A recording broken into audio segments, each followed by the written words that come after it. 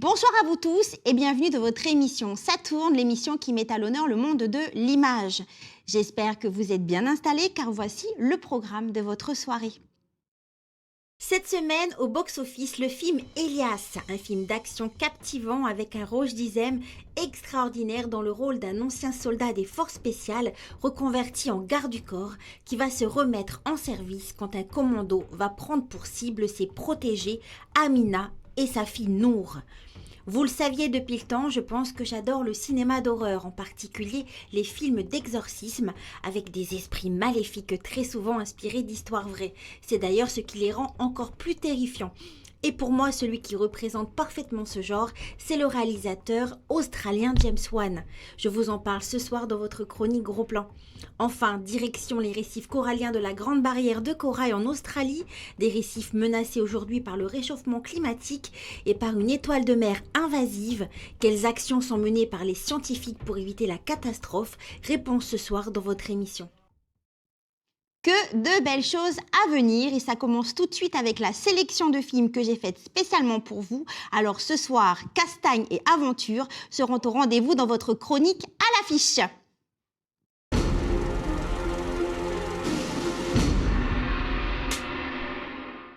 Ce soir, focus sur le film Elias, ancien soldat des forces spéciales. Elias a été recruté pour assurer la sécurité d'Amina et sa fille Nour, toutes deux venues trouver refuge en France. Mais la mère comme la fille ne sont pas venues seules puisqu'un commando d'élite est à leur trousse. Elias va donc reprendre du service pour les sauver.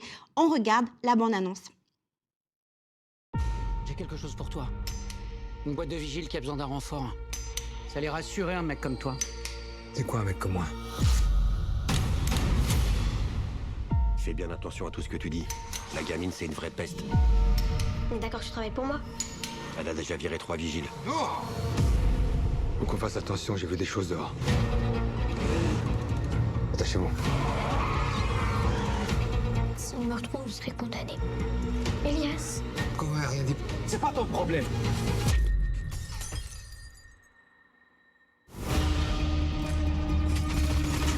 C'est coupé du monde. Toujours là, mais plus vraiment. Comme une machine en veille. Attention! Et vous l'avez remis en marche.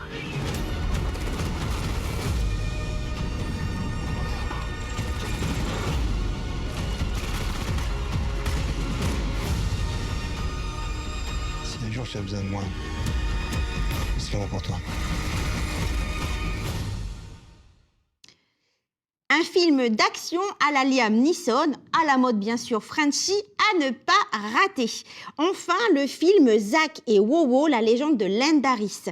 Zack et Kyle sont deux jumeaux intrépides qui vivent dans un monde fantastique. Tous deux ont des pouvoirs magiques qu'ils tirent de leur jade blanc, une sublime pierre précieuse léguée par leur défunte mère.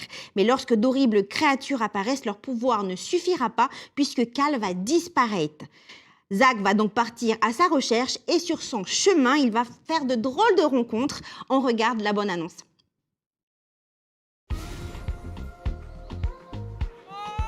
Alors ça, c'est la tuile! Bon, que je vous explique. Je m'appelle Zack. Je vis avec ma grand-mère et mon frère Kyle. On est jumeaux. On a un jade blanc chacun. Un cadeau qui compte beaucoup. Oh, il est trop fort, mon frère.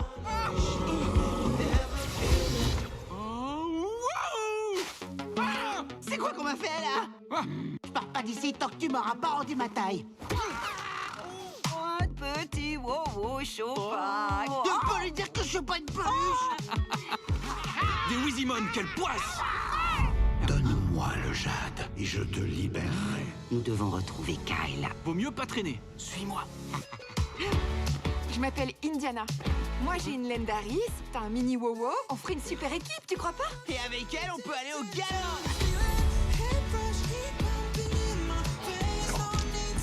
Pardon. Bon allez, je retente une dernière fois. T'es vraiment le pire magicien au monde. Zack, tu saurais pas comment nous téléporter par hasard? J'ai un plan. Ça va les amis? Vous adorez cette chanson on dirait. Moi c'est ma préférée. J'ai confiance en lui.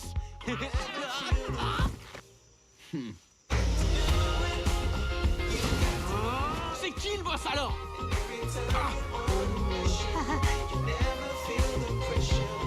On va s'éclater. Il est complètement malade. Rapportez-moi le jade. T'inquiète pas, Zack maîtrise la situation. Hors de question, tu sais que j'ai peur du Allez, vide. ça va bien se passer, trouillard.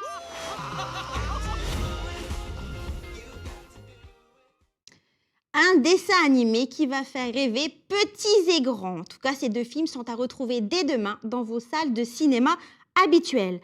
Alors, de tous les genres cinématographiques, le cinéma d'horreur est l'un des rares à créer un véritable rapport intime avec le spectateur. Et pour cause, l'émotion humaine la plus puissante est la peur. J'ai donc décidé ce soir de vous parler d'une pointure du genre, le réalisateur australien James Wan. On en parle tout de suite dans votre chronique Gros Plan.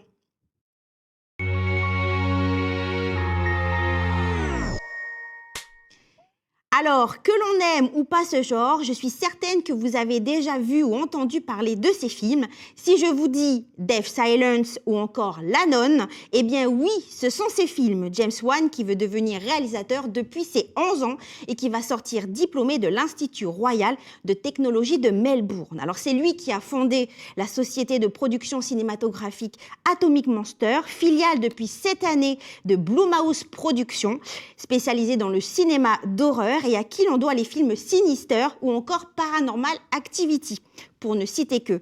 Alors en tout cas, il y aurait tellement de choses à dire sur ce réalisateur, j'ai donc décidé de mettre en avant des films clés de sa carrière.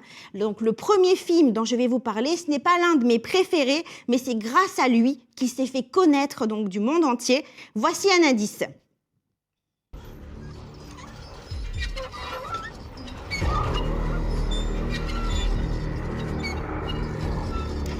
Alors, vous l'aurez reconnu, ce tueur en série sur un tricycle avec ses insoutenables scènes de torture. Et oui, il s'agit de Saw, donc bien sûr, dont il a réalisé le tout premier volet en 2004. Alors, comment oublier ce masque en forme de tête de cochon en décomposition que porte Jigsaw et ses disciples lorsqu'ils kidnappent donc leurs victimes. Alors, il faut savoir que pour James Wan et son ami Leigh Whannell, celui qui a écrit l'histoire, il était primordial que le tueur porte ce masque, puisqu'en fait, c'était pour rappeler le mal qui ronge donc Jigsaw, un cancer en phase terminale. Donc c'est une saga qui s'est imposée comme un classique de l'horreur et qui figure parmi d'ailleurs les plus célèbres de l'histoire du cinéma.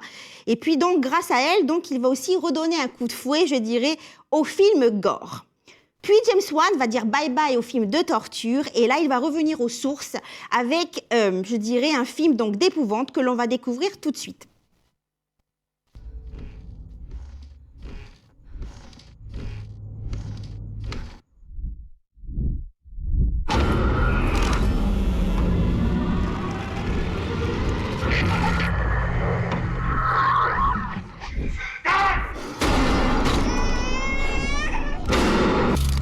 Mesurer le spectre électromagnétique dans toute la maison. Fil électrique, radio. Je ne crois pas que ce soit un problème de fil mal isolé. Je veux qu'on s'en aille. Je veux partir de cette maison. C'est quoi? Montrez-moi. Vous l'aurez reconnu, il s'agit du film Insidious, dont le premier volet est sorti au cinéma en 2011. Alors c'est un bel hommage, en tout cas au cinéma horrifique des années 70 à 80. Là encore, c'est une saga culte depuis 13 ans qui va revenir sur grand écran en 2025. Notez-le bien, avec un spin-off, c'est-à-dire une série dérivée qui sera portée par la chanteuse Mandy Moore et l'acteur Kumail Nanjiani, que l'on a pu voir dans les films Les Éternels ou encore SOS Fantôme, La Menace de Glace.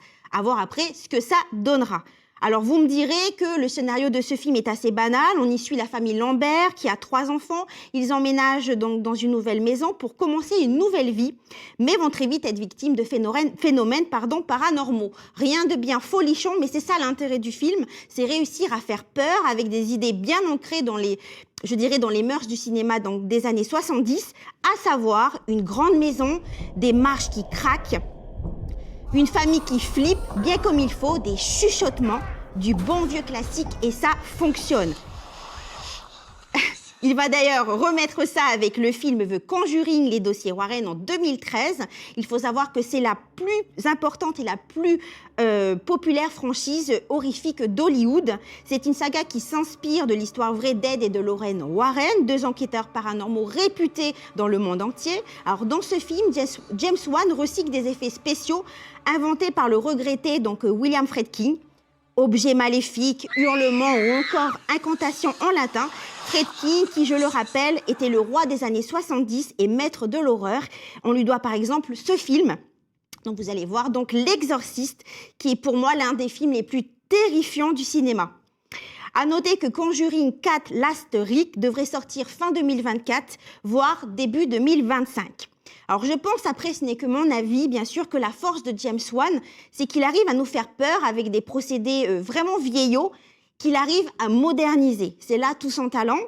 Après, si vous connaissez le cinéma d'horreur japonais, à l'image de ce film,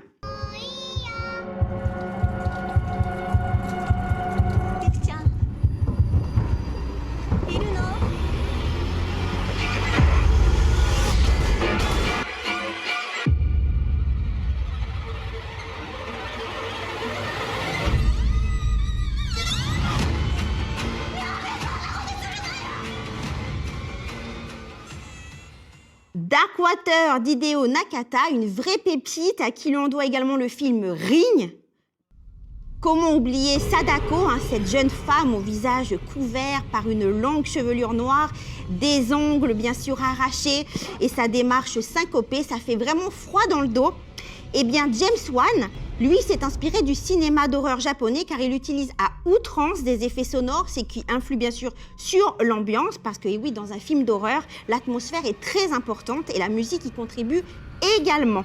Après, il faut savoir que même si son genre cinématographique de prédilection, je dirais, reste l'horreur, il s'est essayé aussi au cinéma d'action avec 2 blockbusters, Fast and Furious 7 et Aquaman et Le Royaume perdu, tous 2 des succès au box-office. Mais pour ma part, je reste quand même convaincue qu'il devrait rester dans l'horreur. Il va d'ailleurs produire le film Le Singe, une adaptation d'une nouvelle de Stephen King, dont on ne connaît pas encore la date de sortie, mais qu'il me tarde d'aller voir.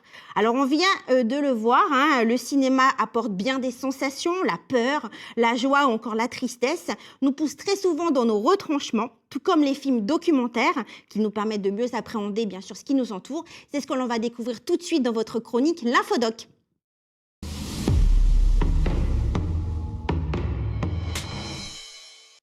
Le saviez-vous que la Grande Barrière de Corail au nord-est de l'Australie est le plus grand système corallien et la plus grande structure, je dirais, vivante de la planète. Inscrite au patrimoine mondial de l'UNESCO, elle est l'une des 7 merveilles naturelles du monde qui s'étend sur 344 400 km², ce qui la rend visible depuis l'espace.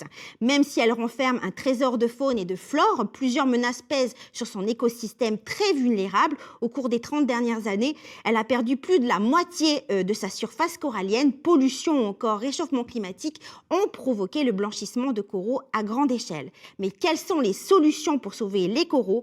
Réponse tout de suite dans ce deuxième volet du documentaire Les Sentinelles de la Grande Barrière de Corail qui s'intitule Les récifs coralliens de John Jackson. On regarde un extrait.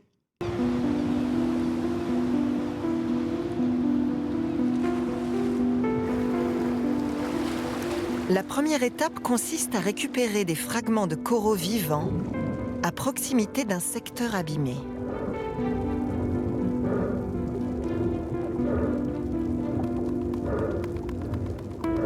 Les échantillons prélevés sont soigneusement choisis pour ne pas nuire à l'intégrité du secteur source, qui doit rester en bonne santé. Chaque prélèvement peut être fractionné pour fournir plusieurs boutures.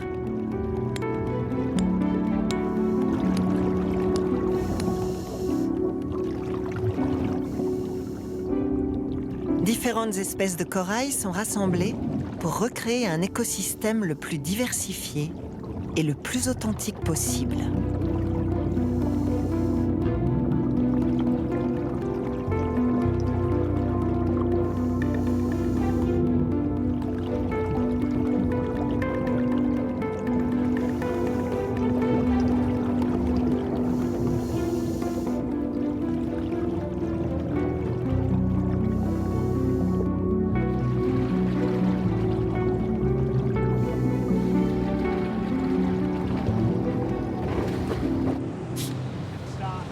Une fois remontés à bord de la station Mars, les boutures sont à nouveau mises à la bonne taille.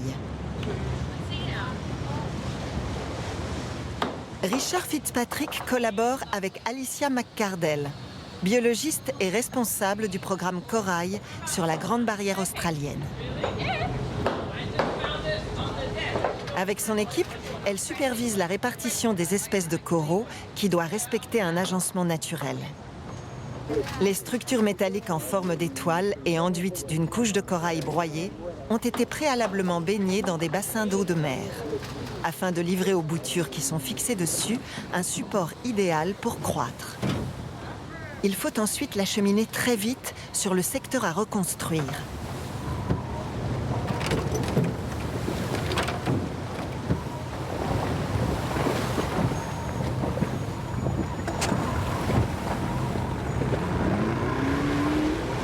Les structures sont transportées puis immergées avec l'aide de bénévoles et la logistique de clubs de plongée des alentours, même lorsque les conditions météorologiques ne sont pas idéales. Le corail ne peut attendre.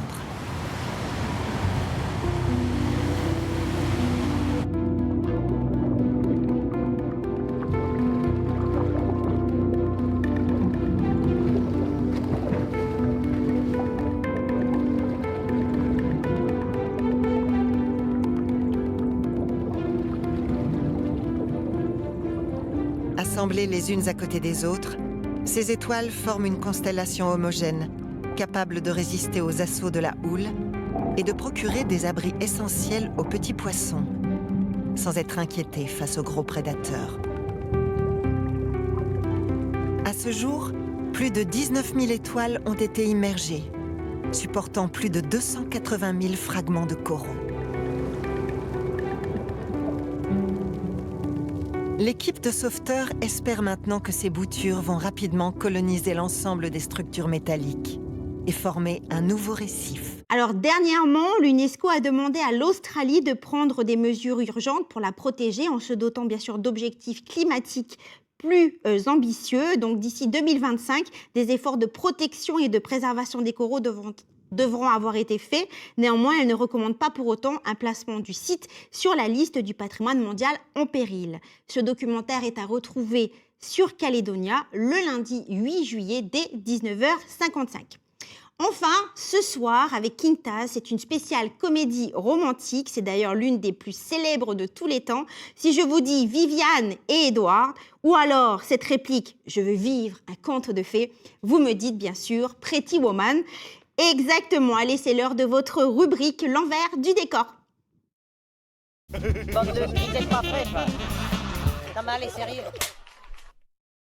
Bonjour à tous. Aujourd'hui, c'est un grand classique romantique que nous allons décortiquer.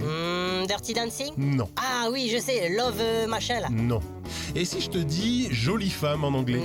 Beautiful femme? Non, mais tu fais exprès là. Oh, mais elles sont nulles tes devinettes là aussi. Pretty Woman. Oh oui, bah ça va, j'allais le dire, j'ai un peu hésité, c'est bon. Hein. Bref, le pitch, tout le monde le connaît. Une prostituée passe une semaine avec un homme très très riche qui, en échange de son temps, lui donne de l'argent et finalement tombe amoureux. Oui, ça va, on connaît. Eh bien, figure-toi que la fin devait être complètement différente. Ah ouais?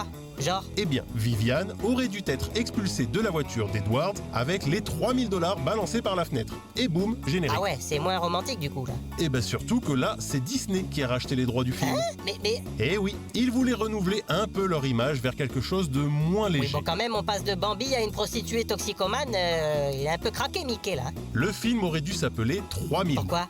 Tu fais vraiment exprès là, non? Ah oui, 3 000 $ la fin machin là, oui, ok. Et est-ce que tu sais que Julia Roberts a bien failli ne pas être notre belle Pretty Woman? Impossible, personne d'autre n'aurait mieux fait ce rôle qu'elle. Comment ça se fait? Disney ne la connaissait tout simplement pas. Donc ils ont voulu refaire le casting et proposer le rôle à Meg Ryan, Diane Lane, Michelle Pfeiffer, Sandra Bullock, S.J. Parker et Christine Davis. Mais finalement, aucune n'était dispo, donc ils ont refait passer de nouveau des castings à Julia Roberts, qui a obtenu le rôle. Richard Gere a refusé plusieurs fois le rôle, et c'est Julia Roberts qui l'a supplié de l'accepter en écrivant sur un post-it « Please say yes », alors qu'il était au téléphone avec la production. En même temps, comment refuser? Moi, Julia Roberts, elle écrit « Saute du pont de Mouli », moi je je saute direct. On est bien d'accord. Et d'ailleurs, tu vois la tenue que porte Julia Roberts au début du film, là? Ouais. Elle a été vendue aux enchères à 18 000 $. Sérieux? Le chiffon bleu et blanc? C'était là pour la préservation des bébés phoques. Ah bon, oui, ok, ça va. Et d'ailleurs, Ferrari et Porsche ont été approchés pour que leur voiture soit utilisée pour le film. Ils ont refusé car ils ne voulaient pas que leur voiture soit associée à la prostitution. C'est donc Lotus qui a accepté et ils ont bien fait. Ils ont triplé leurs ventes à la sortie du film. Comme quoi, des fois. Et t'as pas des infos sur le collier, là? C'était un vrai? Oh que oui. Et il valait 250 000 €. Il avait même un garde de sécurité qui le suivait à la trace sur le tournage. Et d'ailleurs, tu vois cette scène emblématique? Oui, eh ben... C'est une blague improvisée par Richard Gere car le réalisateur voulait faire rigoler Julia Roberts et qu'elle ne sait pas rire sur commande. Il allait même parfois lui chatouiller les pieds sur le plateau pour créer un rire spontané. Ben, l'engin. Et ouais, c'est la magie du cinéma. Notre émission touche à sa fin. Merci à vous de nous avoir suivis. Vous pouvez la retrouver sur notre site internet caledonia.nc. Quant à moi, je vous dis à mardi prochain pour de nouvelles aventures. En attendant, prenez bien soin de vous et de vos proches.